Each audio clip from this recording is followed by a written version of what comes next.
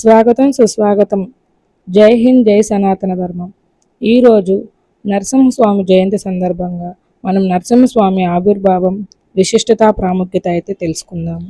ఈ నరసింహస్వామి జయంతి రోజు మనం నరసింహస్వామి చరిత్రను తెలుసుకోవాలన్నా, ప్రాముఖ్యత తెలుసుకోవాలన్నా ముందుగా మనకైతే పూర్వజన్మ సుకృతం ఉండాలండి. ఈ విశిష్టత చాలా విశిష్టతమైనది కాబట్టి అందరూ కూడా తప్పకుండా తెలుసుకోవాల్సిన మహాన్మతమైన విషయం. నరసింహస్వామి జయంతి వైశాఖ శుద్ధ చతుర్దశి నాడు జరుపుకునే నరసింహ జయంతికి హిందూ ధర్మంలో ఎంతో విశిష్టత ఉంది. భక్తుడైన ప్రహ్లాదుని రక్షించడానికి మరియు హిరణ్య కశివుడి సంహరించడానికి శ్రీ మహావిష్ణువు నరసింహ రూపంలో ఆవిర్భవించి పవిత్ర దినం ఇది. నరసింహస్వామి ఆవిర్భావ విశిష్టత. నరసింహస్వామి అవతారం విష్ణువు యొక్క 4వ అవతారం మరియు ఇది అత్యంత ఉగ్రమైనదిగా పరిగణించబడుతుంది. ఈ అవతారం వెనుక ఉన్న కొన్ని ముఖ్యమైన అంశాలు: నిలకడలేని రూపం. బ్రహ్మదేవుడు వరాల ప్రకారం హిరణ్యశ్య కశికుడిని మనిషి కాని జంతువు కాని చంపకూడదు. అందుకే విష్ణువు సగం మనిషి సగం సింహం రూపంలో ఆవిర్భవించాడు. సమయ విశిష్టత. పగలు కాని రాత్రి కాని సమయంలో మరణం ఉండకూడదని కోరుకున్న హిరణ్య కశికుడి అంతం చేయడానికి స్వామివారు సంధ్యా సమయంలో ఆవిర్భవించారు.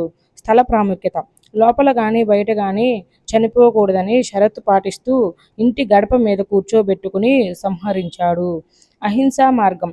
ఏ ఆయుధంతోనూ మరణం ఉండకూడదన్న వరాన్ని లోబడి తన గోళ్లతో హిరణ్యకశిపుడిని చీల్చి చంపారు. నరసింహస్వామి జయంతి ప్రాముఖ్యత. ఈ పండగ ప్రధానంగా చెడుపై మంచి సాధించి విజయం మరియు అజ్ఞానంపై జ్ఞానం సాధించి విజయానికి సంకేతం. భక్తుడి రక్షణ. భక్తుడు ఎక్కడున్నా ఏ రూపంలో పిలిచినా భగవంతుడు రక్షిస్తాడని ప్రహ్లాదుడి కథ ద్వారా నిరూపించబడింది. ఆధ్యాత్మిక శక్తి. ఈ రోజు నరసింహ హోమం నిర్మించడం వల్ల అత్యున్నతమైన శక్తులు మరియు రక్షణ లభిస్తుందని భక్తుల నమ్మకం. కష్టాల నివారణ. న్యాయపరమైన సమస్యలు, అనారోగ్య బాధలు మరియు ఆర్థిక ఇబ్బందుల నుండి విముక్తి కోసం భక్తులు స్వామిని ప్రార్థిస్తారు. పూజా విధానం. నరసింహస్వామి జయంతి నాడు భక్తులు కఠినమైన నియమాలను పాటిస్తారు. ఉపవాసం. సూర్యోదయం నుండి సాయంత్రం వరకు ఉపవాసం ఉంటారు.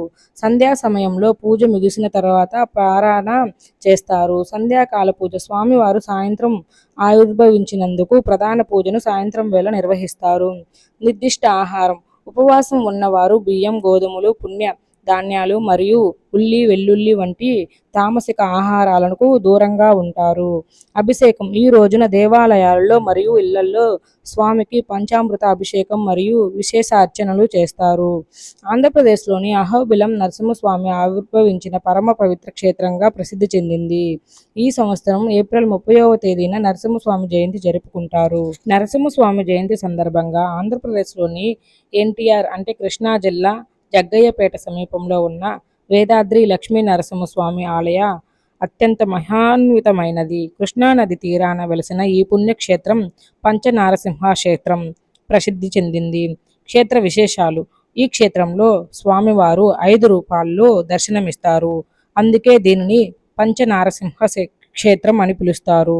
జ్వాలా నరసింహ స్వామి కొండపైన జ్వాలా రూపంలో వెలిశారు.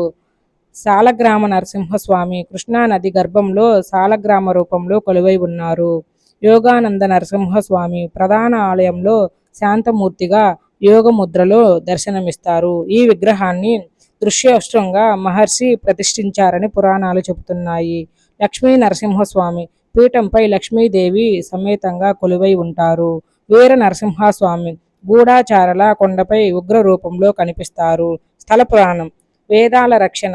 సోమకాసురుడు అనే రాక్షసుడు బ్రహ్మ వద్ద నుండి వేదాలను దొంగలించి సముద్రంలో దాచగా విష్ణుమూర్తి మత్స్యావతారంలో అతడి సంహరించి వేదాలను రక్షించాడు. వేద పురుషుల కోరిక. వేదాలు తమ ఎప్పుడూ ధరించమని కోరగా స్వామి నరసింహావతారంలో హిరణ్యశక శిశువుని వధించి తర్వాత ఇక్కడ వెలుస్తానని మాటిచ్చారు. అందుకే ఈ కొండను వేదాద్రి అని పేరు వచ్చింది. కృష్ణవేణి నది. స్వామి వారిని తాకాలని కోరుకున్న కృష్ణవేణి నది కోసం స్వామి ఇక్కడ సాలగ్రామ రూపంలో నదిలో వెలిశారు.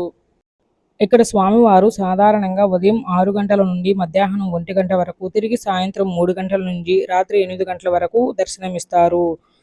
ఈ కృష్ణానది ఒడ్డున ఉన్న వేదాద్రికి ఎలా చేరుకోవాలంటే విజయవాడ నుండి సుమారు 80 కిలోమీటర్ల దూరంలో ఉంటుంది. జగ్గయ్యపేట నుండి కేవలం 10 కిలోమీటర్ల దూరంలో ఉంటుంది.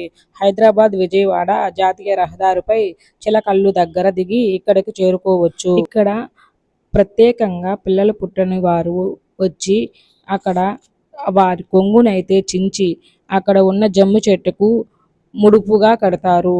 ముడుపు కట్టి నిద్ర చేసి తర్వాత వాళ్ళు సంవత్సరానికి ఖచ్చితంగా గర్భం దాలుస్తారని ప్రతి ఒక్కరికి నమ్మకం. అలాగే ఆరోగ్య సమస్యలు ఉన్నవారు అయితే అక్కడికి వెళ్ళి నిద్ర చేస్తారు.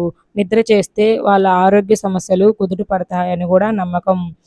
ఇక్కడ కొన్ని రోజుల పాటు నిద్ర చేసేటప్పుడు ప్రతి ఒక్కరు కూడా ప్రతి ఒక్క రోజు 108 ప్రదక్షిణాలు గుడి చుట్టూ చేస్తారు అని భక్తుల నమ్మకం. దీనికి ప్రత్యక్షంగా ఒక రోజు అయితే ఒక గుంటూరులో ఒక వ్యక్తికి కడుపులో గడ్డగా ఉన్నది. అది డాక్టర్లకి అంతు చిక్కని విధంగా ఉంటే అతను ఈ నరసింహస్వామి దగ్గరకు వెళ్ళి నిద్ర చేసి నాకైతే భరించలేకపోతున్నాను అని ప్రార్థించి నిద్ర చేశారు. అప్పుడు నరసింహస్వామి అతని ఖడ్గంతో ఆ కడుపులో ఉన్న గడ్డను తీసివేశారు.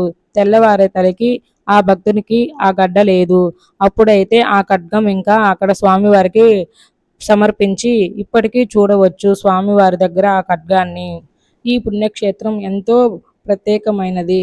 ఆంధ్రప్రదేశ్ కృష్ణానది ఒడ్డున వేదాద్రి లక్ష్మీ నరసింహస్వామి గుడి చాలా ఆహ్లాదకరంగా ఉంటుంది. ప్రతి ఒక్కరూ దర్శించవలసిన ప్రదేశం. ఈ సమాచారాన్ని ఇప్పటి వరకు మీరు తెలుసుకున్నారు కదా. ఈ సమాచారం మీద మీ అభిప్రాయాన్ని మాకు కామెంట్ రూపంలో తెలియజేయండి. ఇలాంటి మరిన్ని వీడియోల కోసం మన ఛానల్ని అయితే సబ్స్క్రైబ్ చేసుకొని మన ఛానల్కి అయితే సపోర్ట్ అందించండి. వీడియో నచ్చితే చిన్న లైక్ ఇచ్చేసి నాకైతే సపోర్ట్ చేయండి. జై హింద్, జై సనాతన ధర్మం.